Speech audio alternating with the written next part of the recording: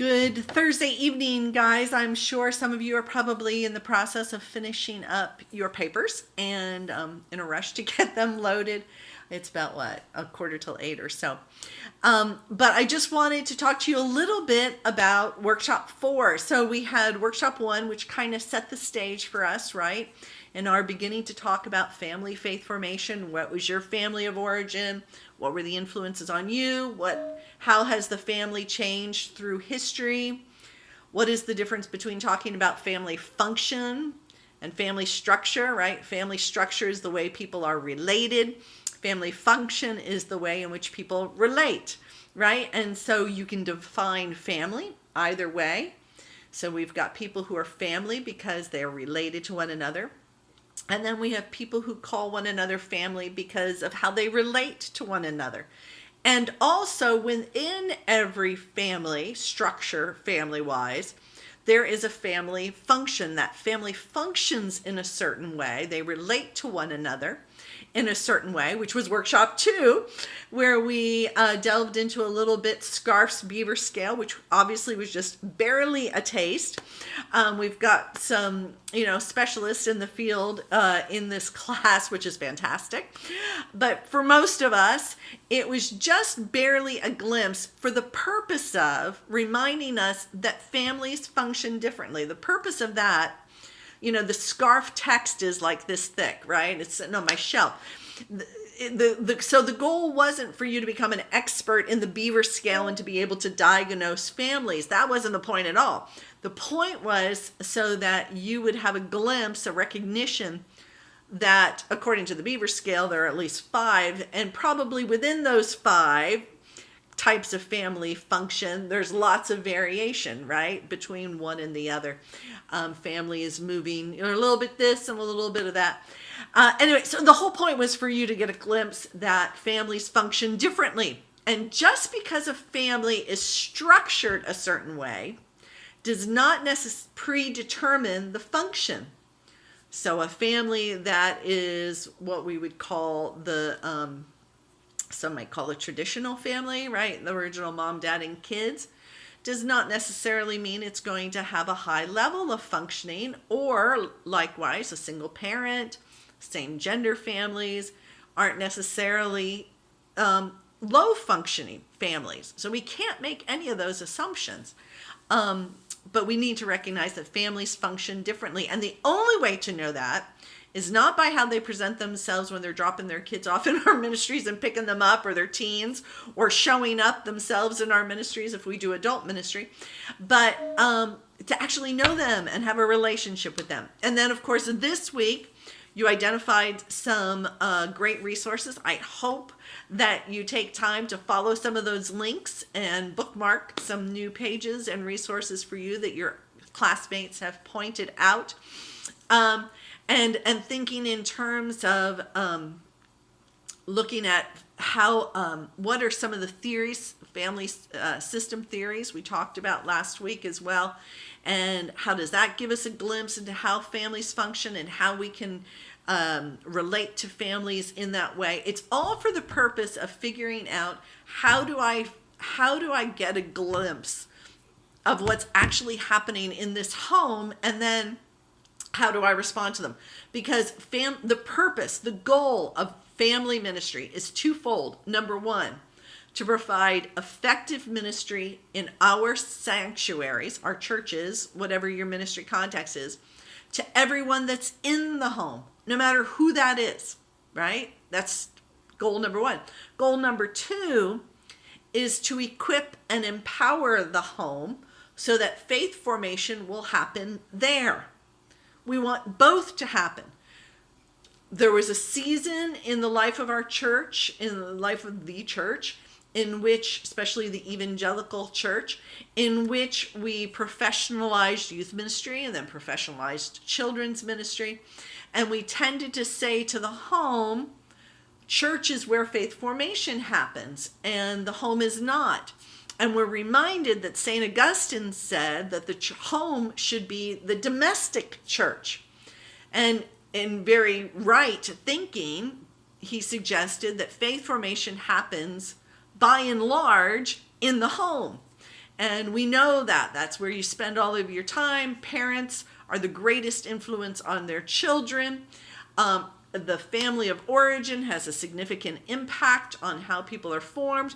We know from this wonderful study by Bengston and his team that that religion and religiosity is transferable from one generation to the next within a family. So we understand that, and so it's so vital that we whatever our ministry is, whatever your ministry is, seek to partner with the home so that we're providing ministry to everyone in the home, and then faith formation is continuing to happen all week long in the home. So that's where we're headed, right? That's where we're headed by the end of the workshop. This week, we add another new layer to what we've been doing, and it might feel a little bit like a departure, but it's not, because these are just, think in terms of Lego building blocks, right? Every week is building on top of each other, and sometimes the connection is obvious and sometimes it's not. But this week, the focus in workshop 4 is going to be on communication in the home, and asking, you're going to read some in Garland, and then you're going to read a chapter from Marjorie Thompson. Just an absolute lovely book. It's a little bit older book, but it just quite lovely. And you're going to read about some ideas and thoughts on how different forms of communication in the home can contribute to faith formation in the home. And so that's workshop 4.1 as assignment 4.1. Then you're going to look for, in 4.2, different kinds of communication strategies. Now, these aren't necessarily going to be Christian or faith-based.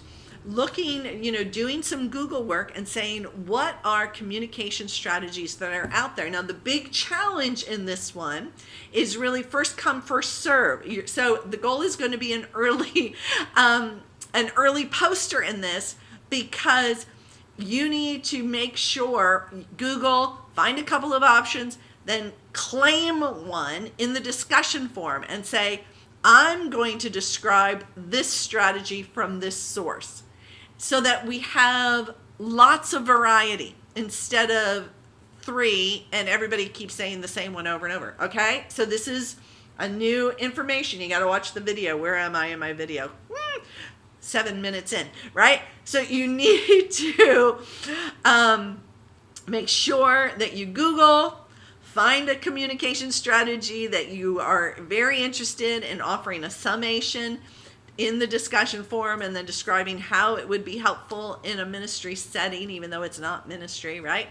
And at least post, I claim this strategy found at this website, okay? Or book, article, whatever your source is. And then by Tuesday, at the end of the day, actually offer your first initial post on it, okay? That's a little bit of a change, so we'll see who actually watched the video all the way in. And then the final submission is for you to develop some type of communication tool. Now, these can take a variety of forms. If it's just easier for you to do a paper, that's fine. But if you would like to create a pamphlet on communication styles in the home that assist in faith formation, you can do that. You can create a teaching piece for families, or the audience can be workers in your ministry. You can create a portfolio.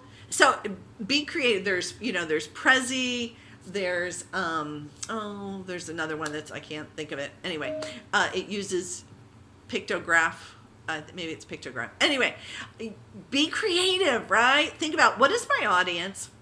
What content would be really helpful? Then what you do is you use what you got in Garland, what you read in Thompson, what you've discovered on your internet search, and whatever you've summarized for 4.2, borrowing what your classmates, any great ideas and insights they have, and then pull it together for this communication tool for families that you develop, okay? I'll probably give a little bit more detail on how to cite and source depending on your what type of form you're using.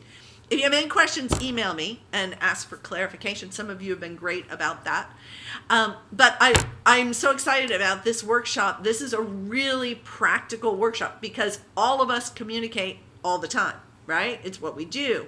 And in every way we communicate. So I've been communicating by facial expression, hand gestures. I like to use my hands. What I've been actually saying, the intonation of my voice, all of that has been communicating something to you, right? The fact that I'm sitting at my kitchen table maybe communicates something. Anyway, so all of us are communicating all the time. So the thought is, how can we use communication to accentuate family faith formation? That's the end goal we're getting at. Okay, team? Look forward to engaging with you. I'll be grading your Workshop 3 submissions starting tomorrow sometime. And here we go. Workshop 4. Oh my goodness. Workshop 4, halfway. See you soon.